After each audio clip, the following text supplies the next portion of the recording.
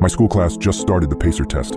They haven't stopped for 3 days straight. I adjusted my gym bag as I approached the gymnasium. The building looked run down, but a sign posted outside the front door told me I was in the right place to participate in the fitness study. Pacer fitness test, 4 p.m. Earlier that week, my old PE teacher had reached out to me over my school email and offered me a spot in the study. It was an out-of-school pacer test, $200 for an hour's work. I signed up right away. I pushed open the front door to reveal a dozen men and women standing around in exercise clothes. I stuffed my bag into a nearby locker, pausing when a voice came on over the intercom. Please leave your cell phones and any other metal objects inside your locker before passing through the metal detector.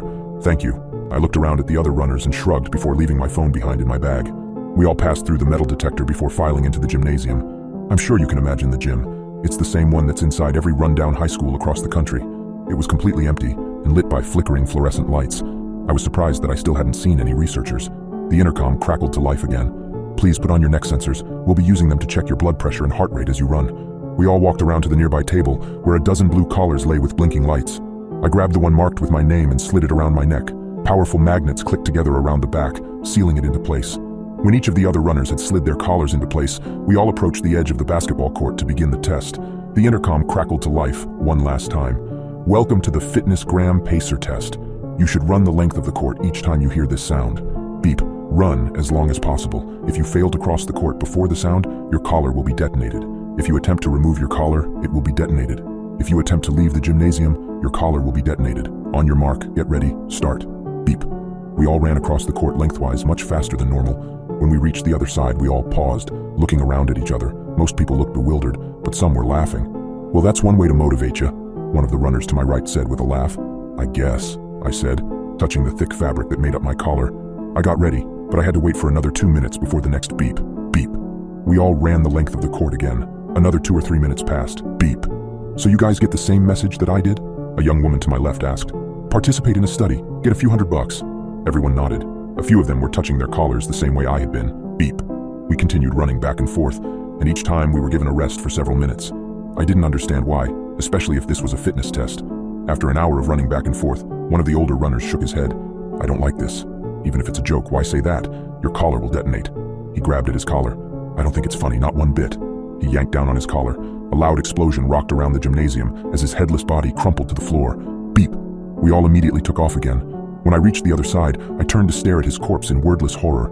I spent the next hour running back and forth and talking with the other runners about ways to escape.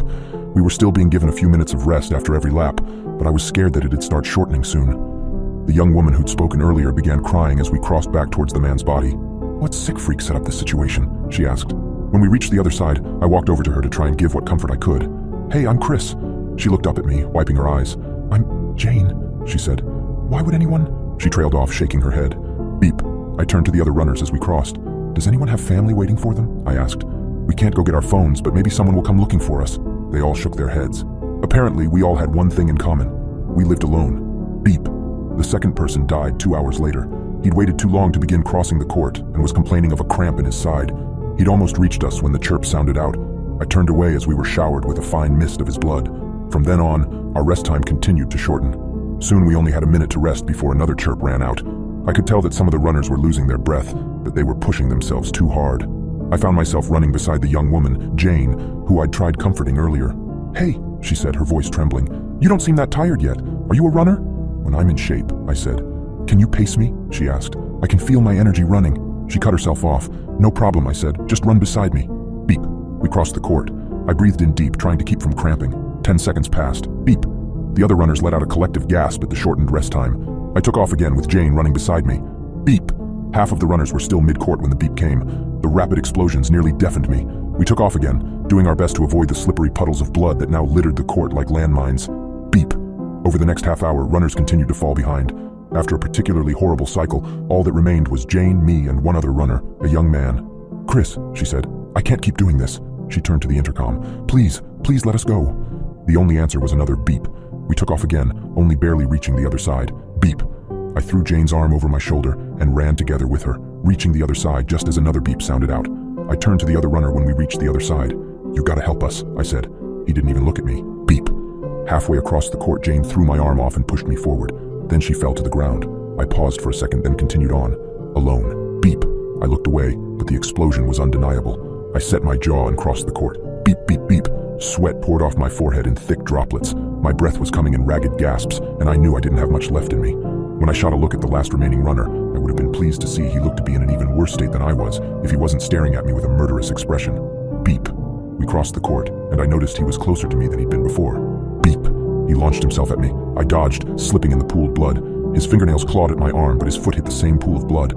I pulled him hard, knocking him off his feet, then sprinted for the end. He got to his feet and began running at me. I thought he was going to make it. I thought that he was going to grab me again. Beep. His furious expression was reduced to a mist of bone and blood just a few inches away from the finish line. I turned away and vomited onto the floor. The intercom crackled to life. "Thank you for participating in the Pacer fitness test. You'll find your prize in locker hash 47. My collar chirped, then fell to the ground. When I'd taken a few steps away from the collar, I collapsed onto the floor, my face wet and sticky with blood. I rested there for a few minutes, waiting for the pain and throbbing in my legs to become bearable. When I got to my feet, I walked into the locker room and immediately called the police on my cell phone. I don't know what was waiting for me in locker hash 47, and I have no desire to find out.